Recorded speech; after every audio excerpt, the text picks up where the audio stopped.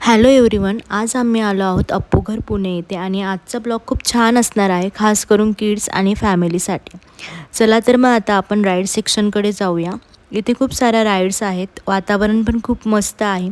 जर तुम्ही फॅमिलीसाठी आउटिंग प्लॅन करत असाल तर हे प्लेस परफेक्ट आहे. आता थोडं एंट्री फीबद्दल सांगते. तर इथे ॲडल्टसाठी पर पर्सन 100 रुपीज आहेत आणि किड्ससाठी 50 रुपीज आहेत. त्यानंतर आतमध्ये गेल्यानंतर मध्ये ज्या राईड्स आपल्याला घ्यायच्या आहेत त्यांचे पण तिकीट काढावे लागते. त्यांचे पॅकेजेस पण असतात आणि पॅकेजनुसार जर घेतले तर मग आपल्याला पण परवडते.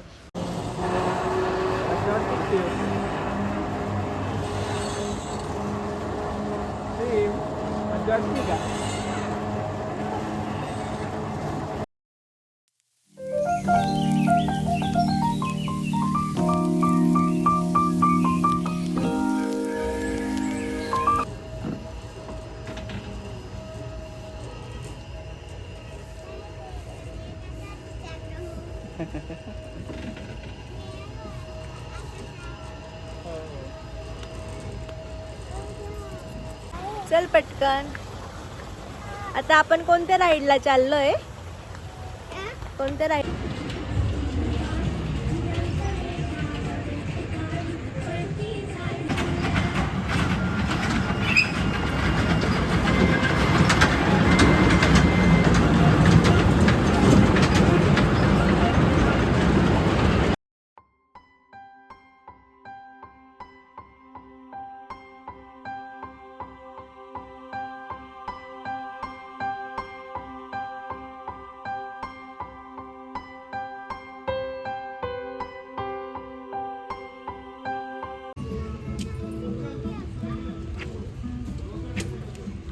आता अप्पू घरच्या सगळ्या राईड्स बंद झालेल्या, त्याच्यामुळे आता आम्ही घरी चाललोय.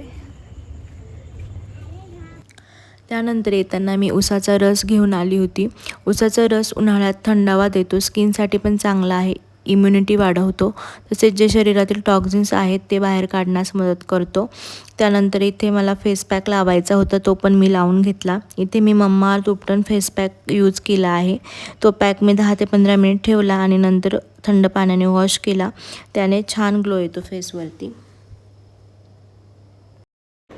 हॅलो, गुड आफ्टरनून सर्वांना, श्री स्वामी समर्थ. तर आज मला हे कपडे आवरून घ्यायचं आहे. तर ह्या कपड्यामध्ये शिवचे आणि त्याच्या डॅडाचे कपडे असतात. तर सारंगने त्यांचे कपडे कालच आवरून ठेवले. आज मला फक्त शिवचे कपडे आवरायचे. त्यानंतर हा पण कपड्यांचा इथे पसारा पडला आहे, तो पण मला आज आवरून घ्यायचा आहे. आज काही करून हे आवरायचंच आहे मला, कारण खूप अस्तव्यस्त दिसत आहे ते कपडे. आणि जे न लागणारे कपडे ते मी बाजूला टाकणार आहे आणि जे लागणार आहे तेवढेच वरती ठेवणार आहे. काही दिवसांपासून क्लिनिंग करायचं राहिलं होतं, तर आज फायनली मी वेळ काढला आहे. इथे मी आधी सगळे कपडे आधी बाहेर काढते आणि मग प्रॉपर सॉर्टिंग करते. जे वापरत नाही ते साईडला ठेवते. एक टिप आहे, जे डेली वापरायचे कपडे आहेत ते वेगळे ठेवा, त्यामुळे रोज कब्बड मेस होत नाही. त्यानंतर इथे मी कब्बड नॅपकिनने क्लीन करून घेतली.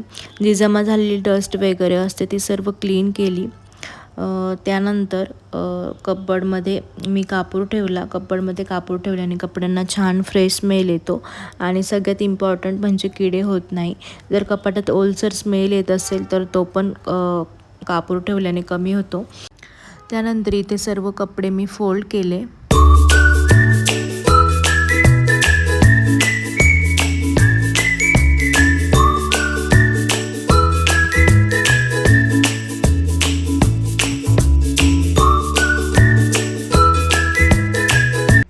त्यानंतर इथे तुम्ही फायनल लुक बघू शकता. कपडे किती क्लीन आणि ऑर्गनाइज दिसत आहे. तर हा व्हिडिओ बघून तुम्हाला थोडं जरी मोटिवेशन मिळालं असेल तर व्हिडिओला please like, share and subscribe करा.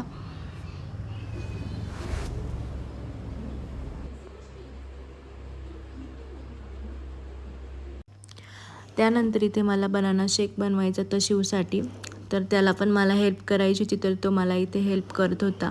तर बनाना शेक बनवण्यासाठी आधी मी बनाना टाकला त्यामध्ये, नंतर साखर आणि थोडं दूध ओतले.